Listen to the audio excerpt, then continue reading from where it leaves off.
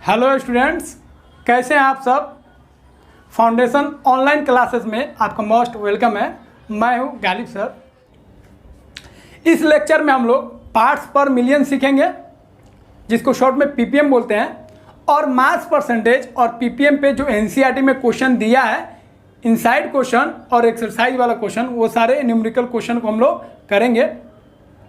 तो शुरुआत करते हैं हम लोग इस लेक्चर को।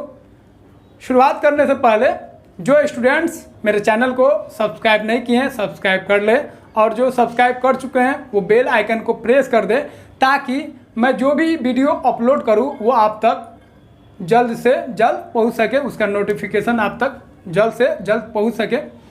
डियर स्टूडेंट्स, अब लाइव क्लास चल रहा है, तो यूट्यूब पे जाके मेरे चैनल पे जो वीडियो का रिमाइंडर सेट होगा उसको आप रिमाइंड कर लीजिएगा, सेट कर लीजिएगा। तो जो समय में वो सेट होगा वो डायरेक्ट उस समय लाइव चलने लगेगा, तो आपको जाके रिमाइंडर सेट कर लेना है। तो अब हम लोग सीखते हैं अगला concentration term, parts per million. इसी को हिंदी में बोलेंगे। मिलियन का मतलब क्या होता है भाई? तो परसेंट का मतलब होता है 100, तो मिलियन का मतलब होता है 10 लाख, मतलब 10 का पावर 6। इसी को हम लोग बोलते हैं अपने भाषा में 10 लाख, और इस तरह हम लोग बोलते हैं मिलियन, 1 मिलियन। तो ध्यान रखेंगे 1 मिलियन मतलब कितना होता है? 10 लाख। चलिए, अब ये भी एक कंसंट्रेशन मापने का एक तरीका होता है। अब परसेंटेज में हम लोग बात किए थे 100 पे, लेकिन पार्ट्स पर मिलियन में हम लोग कंसंट्रेशन को मापते हैं 100 पे नहीं, कितना पे? मिलियन पे, 10 लाख पे। तो दोनों में फ़र्क क्या है अब समझिए। तो पहले लिख देते हैं, फिर आपको बताते हैं इसका इस्तेमाल हम लोग क्यों करते हैं पार्ट्स पर मिलियन का। तो व्हेन, चलिए अब इसका मतलब समझिए। तो जब सॉल्वेंट के तुलना में सॉल्यूट का अमाउंट बहुत बहुत कम होगा, तो उसको हम लोग परसेंटेज में नहीं मापेंगे।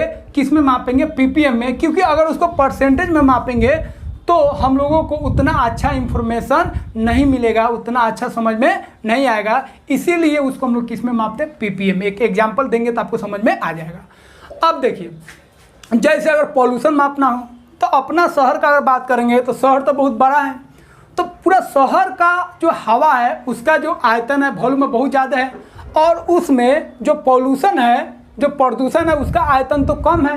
अब उसको परसेंटेज में मापेंगे तो बहुत कम आएगा, तो कुछ समझ में आएगा नहीं। इसीलिए उसको हम लोग मापेंगे पर मिलियन में। अब हम लोग बोलेंगे 100 में बात नहीं करेंगे, क्योंकि बहुत ज़्यादा हवा है और उसमें बहुत कम प्रदूषण है हवा के तुलना में, तो उसको हम लोग मापेंगे मिलियन में। अब हम लोग बोलेंगे भाई 10 लाख ग्राम में, क्या बोलेंगे?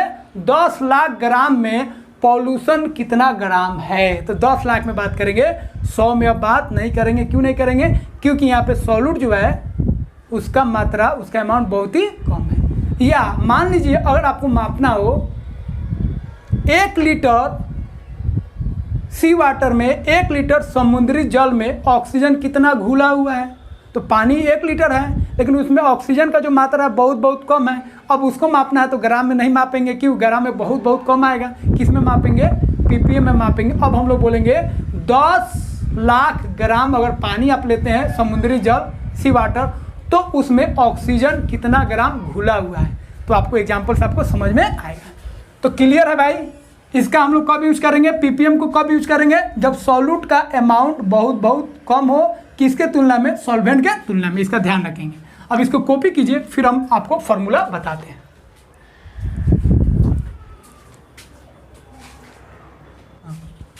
पीपीएम का डिफिनेशन लिख लीजिए, पूछता भी है। The number of parts of the solute present in per million parts of the solution is called ppm, parts per million. इसी को हिंदी में लिख देते हैं, फिर आपको समझाते हैं। हाँ, अब इसका मतलब समझ लीजिए। तो सॉल्यूशन के 1 मिलियन भाग में, मतलब सॉल्यूशन के 10 लाख भाग में सॉल्यूट का कितना भाग है उसी को हम लोग बोलते हैं, क्या बोलते हैं, ppm पार्ट्स पर मिलियन। तो सॉल्यूशन को आपको लेना है कितना, सॉल्यूशन कितना लेना है 1 मिलियन, और 1 मिलियन सॉल्यूशन में आपको देखना है सॉल्यूट कितना मौजूद है, उसी को हम लोग क्या बोलते हैं, पार्ट्स पर मिलियन। अब इसको आप 3 तरीके से एक्सप्रेस कर सकते हैं, मास के टर्म में, वॉल्यूम के टर्म में, और एक तीसरा मास और वॉल्यूम के टर्म में। तो इसको कॉपी कीजिए। अब इसका हम फॉर्मूला लिखें।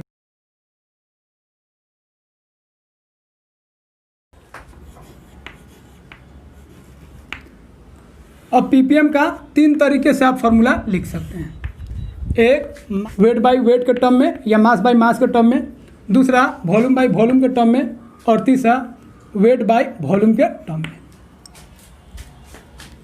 तो ppm निकालना है सॉल्यूट का, तो इसमें लिखेंगे वेट बाय वेट में ppm ऑफ सॉल्यूट। तो जिस तरह हम लोग मास परसेंटेज निकाले थे सॉल्यूट का, उसी तरह हम लोग क्या निकालेंगे, ppm ऑफ सॉल्यूट। सॉल्यूट का ppm निकालना है किस में, वेट बाय वेट। तो कुछ नहीं करना है, एकदम आसान। देखिए ऊपर लिखेंगे सॉल्यूट का वेट, क्या लिखेंगे, सॉल्यूट का वेट। तो ऊपर लिखेंगे मास ऑफ सॉल्यूट, और नीचे लिखेंगे सॉल्यूशन का मास, मास ऑफ सॉल्यूशन। और गुना आप 100 से नहीं करेंगे, मिलियन में बात कर रहे हैं, तो 10 का पावर 6, 10 लाख से गुना कर देंगे, हो गया फॉर्मूला। तो यहाँ पे वेट बाय वेट निकालेंगे तो ऊपर लिखेंगे सॉल्यूट का मास, नीचे लिखेंगे सॉल्यूशन का मास, और गुना कर देंगे 100 से नहीं, कितना से, 10 लाख से, 1 मिलियन से, मतलब 10 का पावर 6 से। एक फार्मूला ही हो गया वेट बाय वेट में। अब सेकेंड फार्मूला आप लिख लीजिए, इसी को आप वॉल्यूम बाय वॉल्यूम में लिख सकते हैं। तो दूसरा फार्मूला हो जाएगा ppm ऑफ सॉल्यूट। तो सॉल्यूट का ppm निकालना है, अब किस में, वॉल्यूम बाय वॉल्यूम में। तो वॉल्यूम बाय वॉल्यूम बोलेगा तो ऊपर लिखेंगे सॉल्यूट का वॉल्यूम, वॉल्यूम ऑफ सॉल्यूट, नीचे लिखेंगे सॉल्यूशन का वॉल्यूम, और गुना कर देंगे कितना, 100 से नहीं, कितना से, मिलियन में बात कर रहे हैं, 10 का पावर 6 से। उसी तरह अगर हम लोग वेट बाय वॉल्यूम में बात करेंगे तो ppm को लिख सकते हैं ppm ऑफ सॉल्यूट, किस में, वेट बाय वॉल्यूम में। तो वेट बाय वॉल्यूम का मतलब क्या होगा, सॉल्यूट का वेट लेंगे तो ऊपर लिखेंगे मास ऑफ सॉल्यूट, डिवाइड करेंगे वॉल्यूम ऑफ सॉल्यूशन, और गुना करेंगे 100 से नहीं, कितना से, 10 का पावर 6, मतलब 1 मिलियन से। तो यहाँ पे देखिए ppm का 3 फार्मूला आप लिख सकते हैं, वेट के टर्म में, वॉल्यूम के टर्म में, और एक वेट बाय वॉल्यूम के टर्म में। तो तीनों फार्मूला एक ही जैसा है, आपको ध्यान रखना। W बाय W बोलेंगे तो ऊपर सॉल्यूट का वेट, नीचे सॉल्यूशन का वेट, V बाई V बोलेंगे तो ऊपर सॉल्यूट का वॉल्यूम, नीचे सॉल्यूशन का वॉल्यूम, और W बाई V बोलेंगे तो ऊपर सॉल्यूट का वेट और नीचे सॉल्यूशन का वॉल्यूम। और गुना 100 से नहीं करेंगे, कितना से करेंगे, 10 का पावर 6, क्योंकि यहाँ पे मिलियन का बात कर रहे हैं, पार्ट्स पर मिलियन। और परसेंटेज था तो 100 से गुना किए थे, यहाँ पे मिलियन है, पार्ट्स पर मिलियन है, तो यहाँ पे कितना से गुना करेंगे, 10 का पावर 6। तो दोनों का फॉर्मूला सेम ही होता है, फ़र्क क्या होता है, वहाँ पे 100 से गुना किए थे, यहाँ पे गुना करेंगे 10 का पावर 6 से। तो ध्यान रखेंगे। लेकिन ये वाला जो फॉर्मूला है इसी पे क्वेश्चन आपको पूछेगा, तो सब फार्मूला तो एक ही जैसा है, तो ये फार्मूला पे क्वेश्चन पूछता है। तो ppm का मतलब समझ गए। 10 लाख में बात करेंगे तो 10 ग्राम विलियन में कितना ग्राम सॉल्यूट प्रेजेंट है, उसको हम लोग क्या बोलेंगे, उसको बोलेंगे पार्ट्स पर मिलियन। किस में, वेट में। अगर परसेंटेज बोलते हैं मास परसेंटेज, तो उसका मतलब क्या हो गया, 100 ग्राम सॉल्यूशन में कितना ग्राम सॉल्यूट प्रेजेंट है, उसको हम लोग क्या बोलेंगे, मास परसेंटेज। तो मास परसेंटेज का मतलब हो जाएगा 100 ग्राम सॉल्यूशन में कितना ग्राम सॉल्यूट प्रेजेंट है। और ppm वेट बाय वेट अगर बोलेंगे तो उसका मतलब हो जाएगा 10 का पावर 6 ग्राम सॉल्यूशन में सॉल्यूट कितना ग्राम प्रेजेंट है, उसको हम लोग क्या बोलेंगे, उसको हम लोग बोलेंगे ppm। तो ppm मतलब बात करेंगे 10 का पावर 6 में, और परसेंटेज में बात करेंगे 100 में। तो इसको कॉपी कीजिए। अब एक एग्जांपल से आपको समझाते हैं हम लोग परसेंटेज के जगह पर ppm हम लोग इस्तेमाल क्यों करते हैं। चलिए कॉपी कीजिए जल्दी जल्दी। चलिए एक चीज़ और देखिए, 1 ppm का मतलब क्या होगा। तो 1 ppm का मतलब होगा, ऑब्जेक्टिव में पूछ सकता है, 1 ppm का मतलब होगा 1 ग्राम सॉल्यूट इज प्रेजेंट इन 10 का पावर 6 ग्राम सॉल्यूशन। तो 1 ppm का मतलब समझ गए, मतलब 10 लाख ग्राम अगर आप सॉल्यूशन लीजिएगा उसमें 1 ग्राम सॉल्यूट प्रेजेंट होगा। तो 10 ग्राम सॉल्यूशन में 1 ग्राम सॉल्यूट प्रेजेंट है तो उसको हम लोग बोलेंगे 1 ppm। समझ में आया? चलिए 2 ppm होगा तो 10 का पावर 6 ग्राम सॉल्यूशन में प्रेजेंट है 2 ग्राम सॉल्यूट, तो जितना ppm रहेगा उतना ग्राम सॉल्यूट प्रेजेंट होगा 10 का पावर 6 ग्राम सॉल्यूशन में। चलिए अब देखिए एक एग्जाम्पल क्वेश्चन है, एक एनसीईआरटी में दिया एग्जाम्पल में 6 ppm O2 dissolved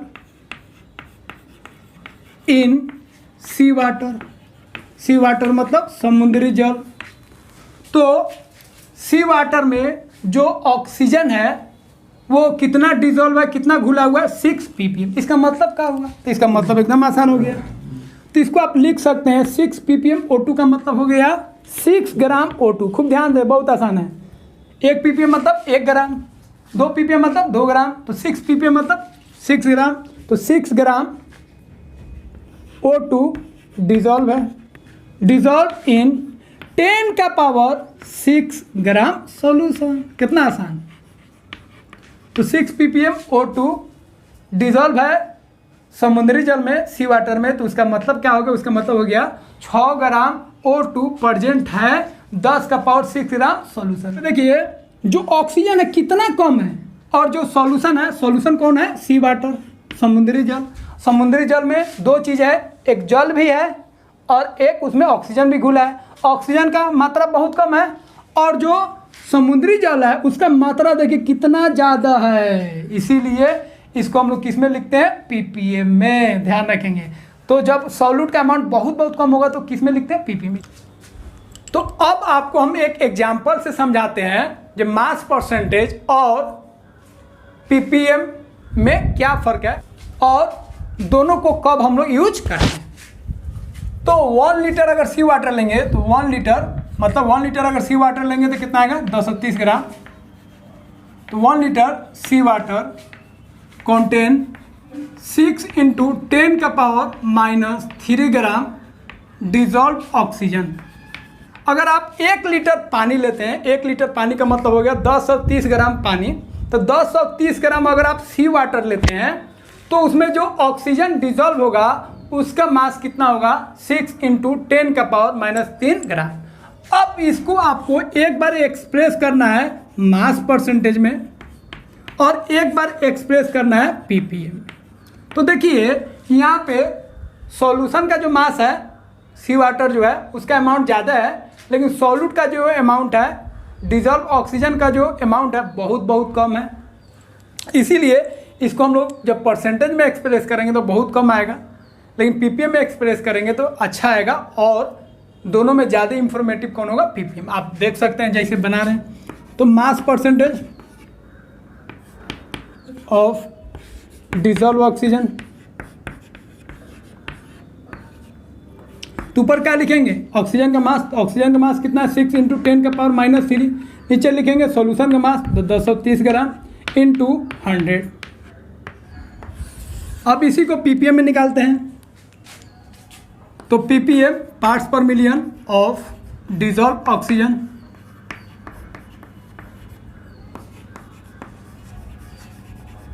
तो लिखिए, तो क्या करेंगे? ऊपर लिखेंगे सेम टू सेम लिखेंगे सॉल्यूट का मास। सॉल्यूट कितना है? 6 × 10 का पावर -3 मतलब ऑक्सीजन, और नीचे सॉल्यूशन का मास 230 ग्राम।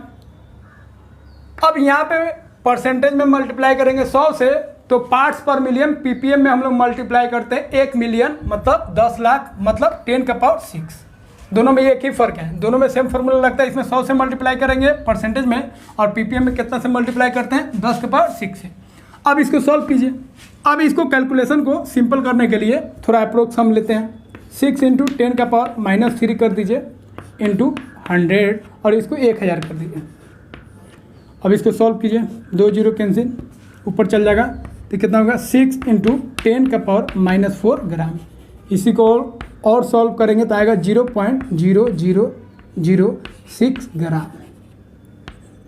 इतना परसेंट आया डिजॉल्व ऑक्सीजन का। तो सी वाटर में कितना ऑक्सीजन डिजॉल्व है, परसेंटेज में कितना बोलेंगे, 0.006%। तो कितना मतलब कम आया, इसे कोई आइडिया ही नहीं होगा आपको, इसे कोई इंफॉर्मेशन ही नहीं मिलेगा। लेकिन इसी को अगर पीपीएम में अगर बनाते हैं तो देखिए 6 × 10⁻³ और इसको 1000 ले लीजिए, 10⁻6 कैंसिल करेंगे 10⁻³ आएगा, 10⁻³ प्लस और माइनस कट गया तो कितना आया 6 ppm। तो कितना अच्छा आ गया। तो ये आपको थोड़ा सा ज़्यादा इंफॉर्मेटिव नहीं है, लेकिन बेस्ट कौन है, 6 ppm। तो 6 ppm का मतलब हो गया, कितना आसान हो गया, 1,00,000 ग्राम अगर आप सी वाटर लेते हैं तो उसमें ऑक्सीजन जो डिजॉल्व होगा कितना ग्राम, 6 ग्राम। तो उसी को बोलेंगे 6 ppm। तो जब सॉल्यूट का अमाउंट बहुत बहुत कम रहता है तो वहाँ पे हम लोग कॉन्सेंट्रेशन को परसेंटेज में नहीं मापते हैं, किस में मापते हैं, पीपीएम में। तो इस एग्जांपल से क्लियर हो गया। इसको कॉपी कीजिए, फिर हम लोग आगे बढ़ते हैं। तो इसको कॉपी कीजिए,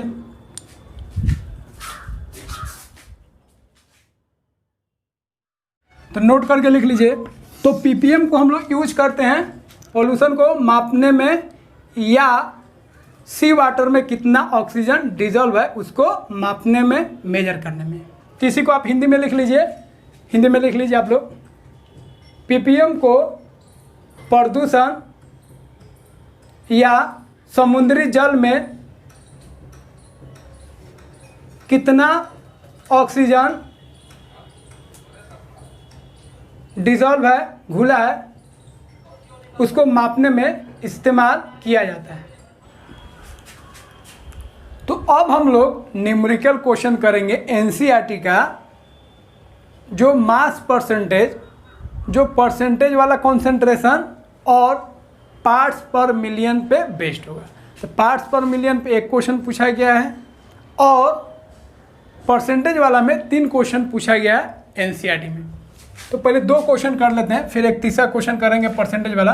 तो एक 2.1 का है एग्जाम्पल का एनसीईआरटी का, और एक एक्सरसाइज का 2.28 है। दोनों परसेंटेज वाला पे बेस्ड है, मतलब मास परसेंटेज पे ये क्वेश्चन है।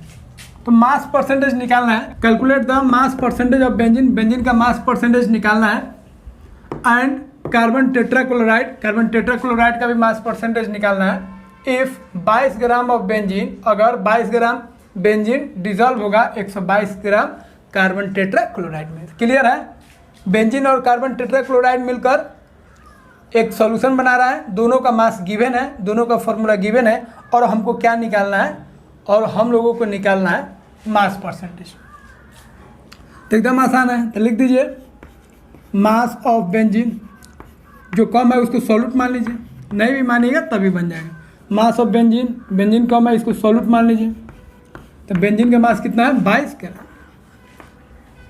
उसके बाद मास ऑफ कार्बन टेट्राक्लोराइड, और इसको मान लीजिए सॉल्वेंट ज़्यादा है, तो ये कितना 122 ग्राम हो गया, दोनों का मास आ गया। अब सॉल्यूट और सॉल्वेंट का मास जोड़ेंगे तो सॉल्यूशन का मास आएगा, इसीलिए मास ऑफ सॉल्यूशन। तो एकदम आसान है, सॉल्यूट का मास अब प्लस सॉल्वेंट का, तो 22 अब प्लस 122 कितना आ गया 144 ग्राम। सॉल्यूशन का मास आ गया। अब हमको क्या निकालना है, मास परसेंटेज। तो लिख दीजिए mass percentage of benzene, benzene का मास परसेंटेज निकालना है। तो क्या होगा, बेंजीन का मास ऊपर लिखेंगे मास ऑफ बेंजीन, नीचे लिखेंगे मास ऑफ, फॉर्मूला बता चुके हैं, मास ऑफ सॉल्यूशन, और गुना करेंगे कितना से 100 से।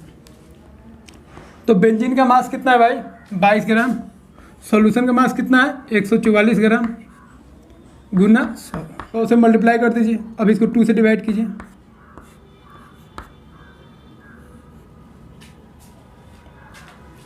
अब देखिए, इसको हम हमेशा जब भी एनसीईआरटी में कैलकुलेशन बहुत लॉन्ग होता है, आप हमेशा अप्रोक्स लेके बनाइएगा, आंसर उसके आसपास आ जाएगा। तो अप्रोक्सीमेशन हमेशा यूज करेंगे एनसीईआरटी में, क्योंकि इसका कैलकुलेशन बहुत लेंदी होता है। क्वेश्चन का कॉन्सेप्ट 30 सेकंड का रहेगा और कैलकुलेशन 5 मिनट का रहेगा, इसीलिए अभी तो कम है, बाद में बहुत कैलकुलेशन मिलेगा, इसीलिए हमेशा अप्रोक्सीमेशन यूज कीजिए। ये 11 है, 11 × 100 और 7 2 को मान लीजिए 7 0, तो ये 0 0 खत्म, अब इसमें डिवाइड कीजिएगा 110 में कितना से 7 से तो आएगा, तो बेंजीन जो है कितना आ गया 15.5%।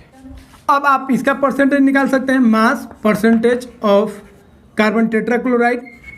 अब एक चीज़ का ध्यान रखेंगे, एक का अगर मास परसेंटेज निकल जाएगा, मतलब किसी एक का सॉल्यूट का या सॉल्वेंट किसी एक का अगर आ गया, तो दूसरे का मास परसेंटेज आपको फार्मूला से नहीं बनाना है, 100 में से घटा लीजिए। एक अगर 30% होगा तो दूसरा 70%, एक 20% तो दूसरा 80%, एक है 15.5% तो दूसरा कितना हो जाएगा 100 माइनस 15.5%। अब घटाएंगे तो कितना आएगा, तो घटाने पर आ जाएगा 84.5%। तो ये बेंजीन हो गया 15.5% और कार्बन टेट्राक्लोराइड हो गया 84.5%। इसका हम लोग ध्यान रखेंगे।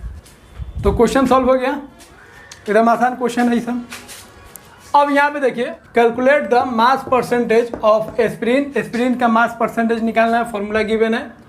इन एसीटोनाइट्राइल, एस्पिरिन और एसीटोनाइट्राइल मिलकर सॉल्यूशन बनाता है, दोनों का फॉर्मूला गिवन है। जब 6.5 ग्राम एस्पिरिन डिजॉल्व है 450 ग्राम एसीटोनाइट्राइल में, तो दोनों का मास गिवन है, तो लिख दीजिए। तो ये किसका मास है, ये मास है इसका, मतलब क्या हो गया आपका एस्पिरिन। तो लिखेंगे मास ऑफ एस्पिरिन,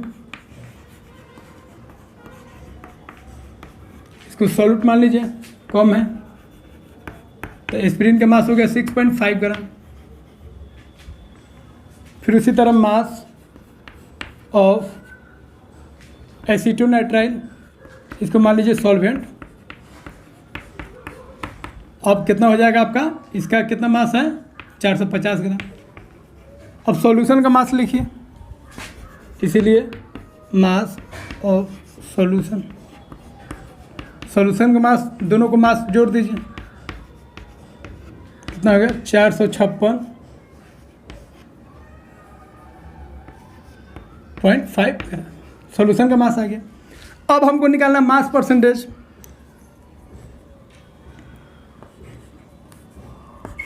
तो मास परसेंटेज ऑफ एस्पिरिन, तो क्या होगा, ऊपर मास लिखेंगे किसका, एस्पिरिन का, तो ऊपर लिखेंगे मास ऑफ एस्पिरिन और नीचे लिखेंगे मास ऑफ सॉल्यूशन गुना 100। तो एस्पिरिन का मास गिवन है 6.5, सॉल्यूशन का मास निकल गया 456.5 गुना 100। अब देखिए फिर कैलकुलेशन यहाँ पे है, तो यहाँ पे पॉइंट से पॉइंट हटाइए और 5 से डिवाइड कीजिए, तो ये आएगा 13, 5 से इसमें डिवाइड कीजिए, इतना आ गया। अब देखिए, अब इसको फिर अप्रोक्स ले लीजिए, 13 इंटू 100 कर दीजिए, ये इतना, और 913 है, उसको मान लीजिए आप 910 या 900 भी मान सकते हैं, लेकिन 910 मानिएगा तो कट जाएगा, 910 कर दीजिए। अब 13 7 91, ये 0 0 कैंसिल। अब 7 से डिवाइड करेंगे तो कितना है 1.4%। तो एस्पिरिन का मास परसेंटेज कितना आ गया 1.4%। अगर एसीटोनाइट्राइल का पूछता, नहीं पूछा है तो 100 में से घटा लेते, तो 100 में से 1.4 घटाएंगे तो एसीटोनाइट्राइल का जो है लिख देते हैं मास परसेंटेज ऑफ एसीटोनाइट्राइल हो जाएगा 100 माइनस 1.4, तो कितना आएगा 98.6%। तो मास परसेंटेज एस्पिरिन का आ गया इतना 1.4, और 100 में से घटा लेंगे तो वो मास परसेंटेज किसका आ जाएगा एसीटोनाइट्राइल का। तो किसी का भी मास परसेंटेज निकालना है, उसका मास को ऊपर लिखिए और नीचे सॉल्यूशन का मास लिखिए, गुना 100 कर दीजिएगा, वही हो जाएगा मास परसेंटेज। तो इसको कॉपी कीजिए। फिर एक क्वेश्चन और कराते हैं मास परसेंटेज पे, और एक क्वेश्चन कराते हैं पीपीएम पे, पार्ट्स पर मिलियन पे। अब एक और मास परसेंटेज पे क्वेश्चन है एनसीईआरटी में 2.7, ये अच्छा क्वेश्चन है। कहता है एक सॉल्यूशन बनाया जाता है, दो सॉल्यूशन को मिक्स करके एक नया सॉल्यूशन बनाया जाता है। एक सॉल्यूशन का 25% का 300 ग्राम लिया जाता है और सेकेंड सॉल्यूशन का 40% का 400 ग्राम लिया जाता है। दोनों को मिक्स किया जाता है और एक नया सॉल्यूशन बनाया जाता है। तो आपको बताना है नया जो सॉल्यूशन है उसका मास परसेंटेज कितना होगा। तो देखिए इसको थोड़ा कैसे करेंगे, ध्यान दीजिए इधर। तो पहले लिखेंगे, पहले हम क्या लिखेंगे, सॉल्यूट कितना है, लिखेंगे टोटल सॉल्यूट। ये सब ग्राम में बात करेंगे। टोटल सॉल्यूट, सॉल्यूट कितना है, ये मास के टर्म में बोल रहा है तो हम लोग ग्राम लिखेंगे। टोटल सॉल्यूट, तो सॉल्यूट जो है टोटल वो देखिए कितना है, 300 ग्राम और 25%। तो 300 ग्राम का कितना परसेंट, 25%। तो 300 ग्राम का कितना परसेंट, 25%। प्लस यहाँ पे है आपका 400 ग्राम का कितना परसेंट, 40%। अब इसको सॉल्व कीजिए तो 300 गुना 25/100 प्लस 400 गुना 40/100, क्योंकि परसेंट का मतलब क्या होता है 100, 100 से डिवाइड कर दीजिए। अब ये कट गया, ये कट गया, तो कितना है 25 तिहाई 75। अब प्लस 4 चौका 16, तो 160 हो गया। ऐड करेंगे तो कितना आएगा 5, 235 ग्राम। तो सॉल्यूट आ गया 235 ग्राम। अब देखिए टोटल सॉल्यूशन, अब देखिए अब सॉल्यूशन देखेंगे तो फर्स्ट सॉल्यूशन कितना ग्राम था, 300 ग्राम, ये हो जाएगा 300। अब प्लस सेकेंड सॉल्यूशन कितना था, 400 ग्राम। दोनों को मिक्स करेंगे तो कितना हो जाएगा, टोटल यहाँ पे मास लिख दीजिए, टोटल मास ऑफ सॉल्यूट, और नीचे लिखेंगे टोटल मास ऑफ सॉल्यूशन। तो सॉल्यूशन का हो गया 300 प्लस 400, कितना हो गया 700 ग्राम। तो सॉल्यूशन का भी मास आ गया, सॉल्यूट का भी मास आ गया। अब आपको बोला है मास परसेंटेज, तो mass percentage of new solution, जो नया सॉल्यूशन बना उसका मास परसेंटेज निकालना है। तो क्या होगा, सॉल्यूट का mass, mass of solute divided by mass of solution, या न्यू सॉल्यूशन भी बोल सकते हैं, गुना 100। अब सॉल्यूट का मास कितना है भाई, 235 ग्राम, और सॉल्यूशन का मास कितना है 700 ग्राम इंटू 100। अब ये 0 से 0 कट गया, 7 से डिवाइड करेंगे कितना आएगा, 7 त्रिका 21, 7 त्रिका 21, 7 पचे 35। तो नया जो सॉल्यूशन आया उसका मास परसेंटेज हो जाएगा 33.5%। तो इसका ध्यान रखेंगे। ये अच्छा क्वेश्चन है, थोड़ा डिफरेंट टाइप का था, तो इसको कॉपी कीजिए। तो फिर से समझ लीजिए, दो सॉल्यूशन है, एक सॉल्यूशन का 25% का 300 ग्राम और सेकेंड सॉल्यूशन का 40% का 400 ग्राम को मिक्स करके एक नया सॉल्यूशन बनाया जाता है। उसी नए सॉल्यूशन का मास परसेंटेज हम लोगों को निकालना है। तो सॉल्यूट का जो मास आएगा वो क्या करेंगे, 300 ग्राम का 25%, 400 ग्राम का 40% जोड़ देंगे, आ गया। उसके बाद जो सॉल्यूशन का मास आएगा नया जो है वो कितना आएगा, 300 और प्लस 400, फिर फॉर्मूला पे पुट करेंगे, आ जाएगा। अब इस क्वेश्चन को देखिए, ड्रिंकिंग वाटर जो है उसमें क्लोरोफॉर्म मिक्स है। क्लोरोफॉर्म का यहाँ पे फॉर्मूला गिवन है, मिक्स है। अब क्लोरोफॉर्म जो मिक्स है उसका कॉन्सेंट्रेशन ppm में मापा गया है। कितना ppm मिला हुआ है, 15 ppm। तो क्लोरोफॉर्म जो वाटर में मिक्स है कितना ppm है, 15 ppm। तो इसका मतलब क्या हुआ, तो concentration of chloroform in drinking water, drinking water मतलब जो हम लोग पानी पीते हैं, शुद्ध पानी, ड्रिंकिंग वाटर। तो ड्रिंकिंग वाटर में जो क्लोरोफॉर्म मिक्स है वो कितना है, 15 ppm। इसका मतलब क्या हुआ, तो ppm का मतलब आपको बता चुके हैं।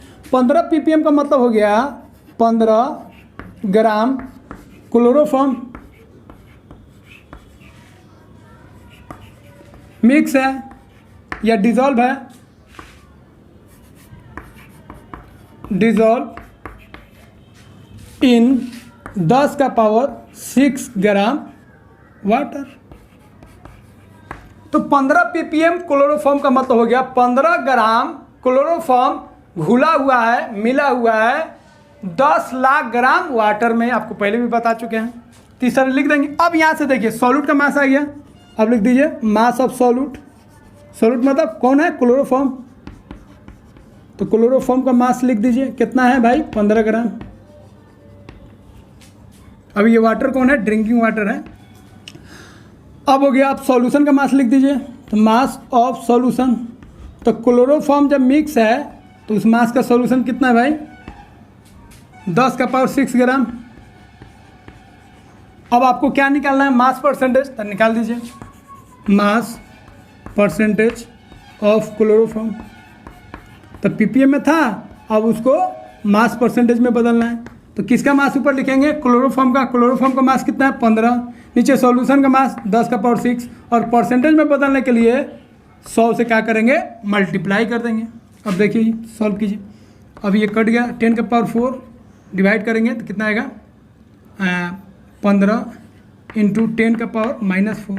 अब इसको पॉइंट में बदल दीजिए, साइंटिफिक फॉर्म में पॉइंट में बदल दीजिए तो 1.5 इंटू 10 का पावर कितना हो जाएगा? -5।